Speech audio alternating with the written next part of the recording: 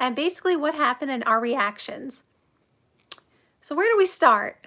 I'm not gonna lie, this All-Star weekend had some highlights, of course, as they always do, but it was kind of disappointing. Like, I was left wanting more. And I understand that a lot of people have had that sentiment for a few years now, especially from the All-Star game itself. But I felt like, and maybe I just don't remember how I felt in previous years, but I really feel like even if the All-Star game was not, as top tier as we would like it to be in a couple of years past, I felt like the three-point contest, at least for the last 5 years or so, has been like super fun. Like, it's always really exciting. You have like a show the entire time. And I feel like this three-point contest, as I said yesterday in my live stream, was kind of disappointing. There was just something missing. And there's not any one particular thing or person to criticize upon as to why that was. And I don't know if anybody else felt that way, but it just felt like something was missing. I don't know, like the energy, the atmosphere, I don't know what it was. Just something felt off about the weekend. And again, I always like to say, like, it's a hard job. It's hard to please everybody. It's hard to entertain everybody. And everybody's always going to be a critic. So, like, at the end of the day, they put together a show and, an all-star weekend that they thought would excite fans and stuff like that. So, like, I always understand how much work goes into making these all-star weekends. The setup, the money, the effort. Like, I get it. But there was just something missing. So it left me wanting more.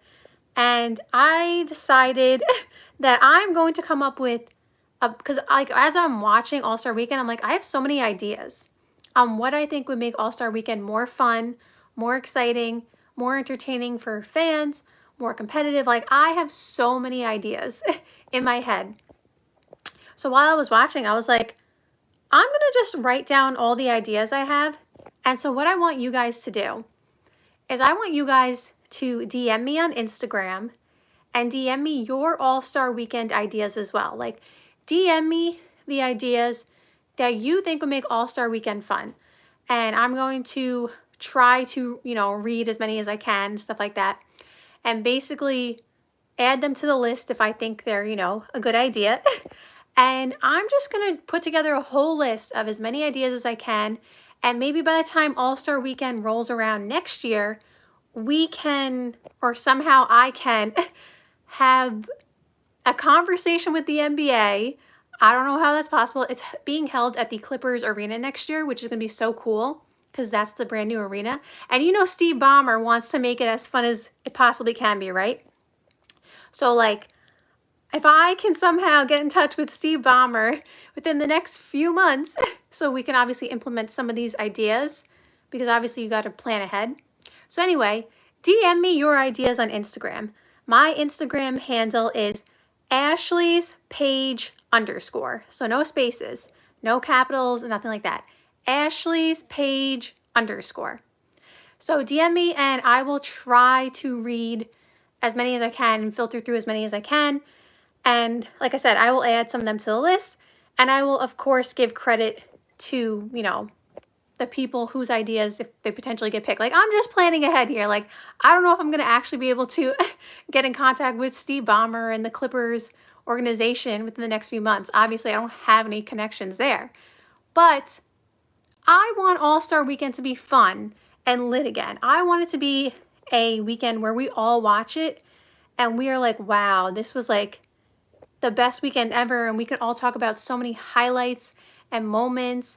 And I just want it to be really fun because, yes, I am a content creator. I create content about the NBA, right? But I am a fan first. And I understand what it feels like to watch All-Star Weekend and be disappointed, especially when, like, the show that they're putting on is for the fans. And again, I know it takes a lot of effort, time, money, like, and they're trying. They're not just like the NBA is trying to, I think, put out a product that we want to see.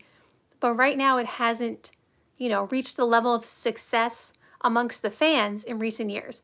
So I think we all as fans could come up with some really good ideas. So DM me on Instagram your ideas. Like I said, my Instagram handle a minute ago, and I will try to read some of them. So someone said, does Adam Silver know about this? Well, he will in a few months when I start talking to Steve Ballmer. Me and Steve Ballmer will run these ideas by Adam Silver and we will get them approved. Because I'm, you know, like I said, I don't know if I actually will be able to talk Steve Ballmer. Like, I don't have any connections again. But I really do want All-Star Weekend to be fun for everybody. I want everybody to have fun. The fans, the players, the organization, the NBA itself, like the people hosting it. Like, I want everybody to have a good time. I want the energy to be crazy fun. Like the way that a lot of us feel like it used to be, that's what I want to, you know, provide for the fans. Not like, again, I can't make any promises, but I'm going to try my best. And so with that being said, besides that, let's talk a little bit about what did happen at All-Star Weekend. There was, like I said, some good highlights. I feel like Stephon Castle put his name on the map. I've been talking about him for a little while. I thought he would win the dunk contest. He did not. But he put on some good dunks. He won the Rising Stars MVP. And I feel like he showed people, if you didn't know who he was before, that he is here to play. And he's a really good player. So shout out to Stephon Castle. Let's talk about LeBron. Because that is something that I was really disappointed in. And here's why. So if you don't know, LeBron basically announced that he was not playing in the All-Star game about an hour before. And I didn't even know until they were doing the introductions. And they said unable to play, but, you know, All-Star for his 21st season or whatever, LeBron. I said, what? I said, when did LeBron get hurt? Like, what? I didn't see a notification of this. I don't remember this. I was so confused. So I had to go look up online. And basically, it's because of, you know, the ankle thing that we know that he's been dealing with for a while, that ankle keeps bothering him and whatever. And so it said, like, rest due to ankle discomfort and pain and stuff like that. And let me just say, I'm not telling LeBron to play. If he's hurting and stuff like that, I'm not telling him to play. But I was really disappointed that he announced his I'm not playing an hour before. Like, again, I'm not LeBron. I don't know him. Like, I'm sure he wanted to play, right? Like, I'm not saying he wasn't trying to play. So, like, I understand if he was trying to wait till the last minute, like, just to see if he could give it a go, right? So I understand that perspective. But at the same time, you know that the NBA would need to fill a replacement. And if you tell them an hour before, they don't have time to do that. And so by saying it an hour before, again, I understand if he really wanted to play and he was trying, but like at the same time, if his ankle is hurting now, his ankle is probably hurting yesterday and the day before, right? Maybe not as bad, but you know what I'm saying? Like this ankle thing has been bothering him for a while. So if he knew that there was a chance that he might not play, I feel like personally, he should have notified the NBA earlier so that they could announce a replacement, because there are players who also deserved an all-star spot and they didn't get one because LeBron was projected to play. And although the OGs, which was Shaq's team, which was the team LeBron was on, although they won, they were technically undermanned. They were down a player. So like, what if that team didn't win? Would people say because LeBron didn't play and they were like, they didn't have an extra player, right? Like, those are all things. So like, even besides, you know, not being able to be there for his team, again, if you can't play, you can't play, because Anthony Edwards also did not play. And so they couldn't give a replacement for Anthony Edwards either, which I didn't even know he wasn't playing either. We didn't find out till after the game. I was like, wait a minute, Anthony Edwards didn't play either. But I just want to talk about LeBron just because he made the announcement like an hour before. Like, I don't even know if Anthony Edwards made an announcement. I have no idea. But it was just disappointing because I just, like I said, I get his perspective. I understand he probably wanted to play. And I am not going to tell someone how their body feels, right? Like, I'm not LeBron. I don't know. Maybe a week ago he felt great. And he was like, I'm going to play in the All-Star game. Maybe that's really how it was, right? But like, again, we know that the ankle has been something that has been an issue for him for a little while. So like, I just feel like maybe he could have let the NBA know more in advance so they could announce a replacement. Because if you watch this page, you know I was rooting heavily for Norman Powell to get his first All-Star appearance. I felt like he really deserved it. I felt like he should have been an All-Star, and he didn't get a spot. And so, like, you know, it is what it is. But, like, that spot could have went to him, and it was Norman Powell's, it would have been Norman Powell's first time. And you don't know how many opportunities you're going to get to be an All-Star. Like, most players are not LeBron. They're not going to be able to get an All-Star spot for 21 straight years. They're just not. It's really hard to get it once, especially in the Western Conference. It's so stacked. And even if you don't give it to Norman Powell, Sabonis was a candidate. Jalen Green, like, there were players who could have had an All-Star spot.